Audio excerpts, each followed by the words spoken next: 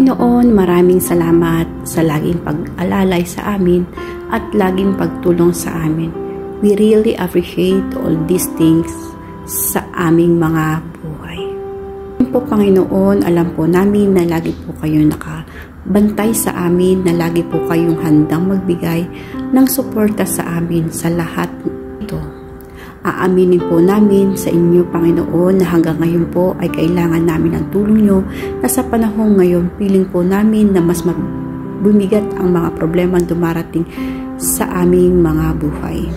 At inaamin po namin din, Panginoon, na minsan kami ay nahihina at piling po namin, Lord, na paggrabe ang aming sitwasyon ngayon, na alam din namin na masama din ang epekto sa aming pamilya. Pero Lord, as always, the more na namumblema kami, the more na mas lalakasan at mas patitibayin namin ang aming faith, na mas maniniwala kami na hindi kami nag-iisa sa mundong ito.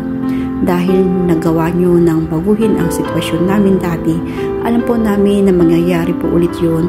Alam po namin na tutulungan nyo po kami ulit. Kaya, ang mga araw na dadating ay magiging iba. Kaya ang mga linggong darating ay magiging iba. Mas maniniwala kami sa iyo. Habang humihirap ang sitwasyon namin, mas lalakihan namin ang faith namin sa inyo, Panginoon. Titigil kami sa inyo, mas magpo-focus kami sa inyo.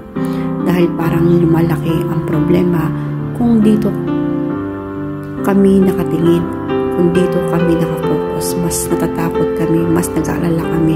Kaya ito ay nag-iiba tulad ng dati. Dahil alam namin, Lord, that we can trust your love, we can trust your blessing, and we can trust your faithfulness. And we know that you're present in our lives and more than enough. Panginoon, ngayon pa lang, salamat na. Alam namin ang pagtulong mo ay hindi nagtatagal, na magbabago na ang dapat mabago, na mapupunta na sa way namin ang lahat ng tulong na kailangan namin. Panginoon, tulungan mo rin ang aming bayan, tulungan mo nang makabangon ng tuluyan ng aming bansa. Kami ay naniniwala at magtitiwala sa darating na ang tulong na lamang ng aming mga dasal para sa Pilipinas. This is our prayer in Jesus' name. Amen.